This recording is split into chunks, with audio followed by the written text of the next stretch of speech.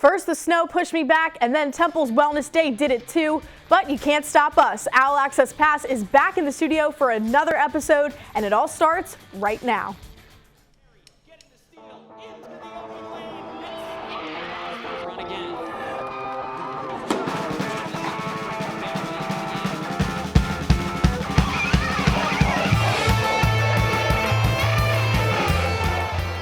Hello and welcome to another episode of All Access Pass from Studio 3. I am Brooklyn Vaughn. From the courts to the fields and even the Twitter timeline, we have a lot of catching up to do today. But first, let's take it back to last Wednesday's men's basketball game down in Florida against USF. So Temple takes the trip down to South Florida seeking vengeance of their last matchup with the Bulls from just 3 days prior. Temple lost that one 83-76.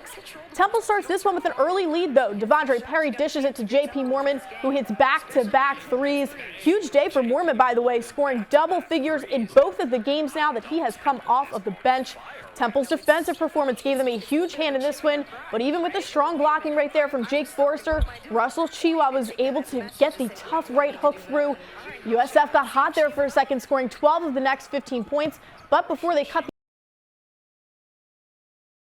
Devondre Perry from beyond the arc, and it's good. That's 3 of Perry's 11 points on the night. The team collectively had a pretty good day from downtown.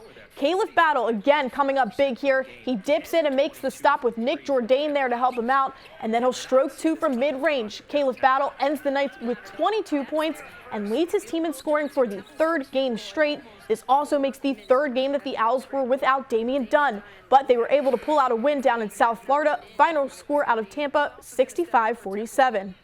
News broke early on Saturday that the game between the Owls and the Knights down in Florida was canceled due to positive tests within the Temple program. This announcement came just hours prior to game time with Temple already in Florida. Athletics has confirmed that this game will not be made up, and as of now, the team's next matchup is slated for Saturday, hosting Wichita State. If this game gets canceled, that will mean that the Owls will enter the AAC tournament on March 11th without having played a game in 2 weeks. I'll send it over now to my co-host Adam Cronali to take a closer look at this team and where they can find a glimmer of hope as its season comes to a close.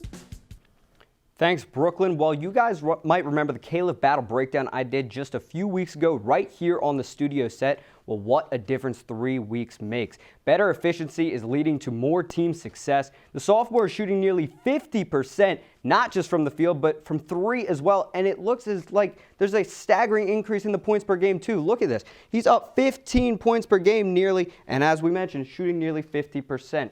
Battle, specifically speaking of 50%, has shot 50% from the field in 2 games this season, and both of those games ended with an Owls win. I don't think that's a coincidence.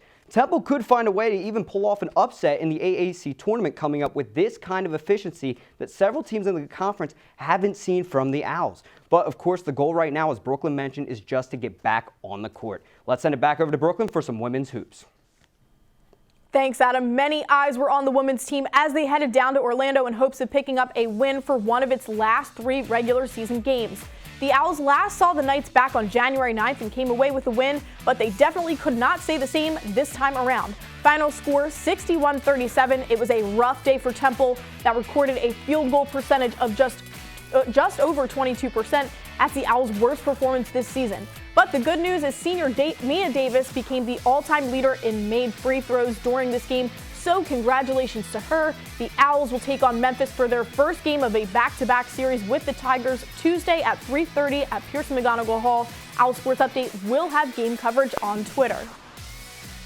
Speaking of Twitter, if you've paid attention to the Temple sports world this week, you might have seen this tweet here on your timeline, which raised some concern among the fan base. Lots of fans were worried that the Owl will be no more here at Temple University. Well, I spoke with a member of the athletic department staff who clarified that the Owl logo is being taken out of circulation for merchandising purposes. What this does not mean is that the school's mascot is changing, and this move is just due to a lot of turnover within administration roles at the school, with a new president taking over and eventually a new athletic director. They are just phasing out the current Owl as we all know it until a fresher design comes along, and until then they are sticking with that iconic Temple T. I'm going to who is here now to talk about the stars of the perfect thus far Temple lacrosse team that has 2 wins under its belt to start the season. Hey again, Adam. Thanks, Brooklyn. The lacrosse team was able to play 9 games before the COVID shutdown last season, and in those 9, the Owls tallied 17 goals once, and it was in the season opener against George Washington. This season started the same exact way with 17 goals against Delaware, but the Owls weren't done this time around. They tallied 17 again against Villanova, blowing the Wildcats out 17-2. That's the largest goal differential in a Temple win over Nova since March 18, 1998. I missed that one because I wasn't even born yet. 3 girls have been dropping their sticks after goals pretty often through the first 2 games. Bridget Whitaker, Megan Hoffman, and Belle Mastro-Pietro. The numbers speak for itself, but in particular, the sophomore whose name you cannot forget is on pace to break her 20-goal season from last year.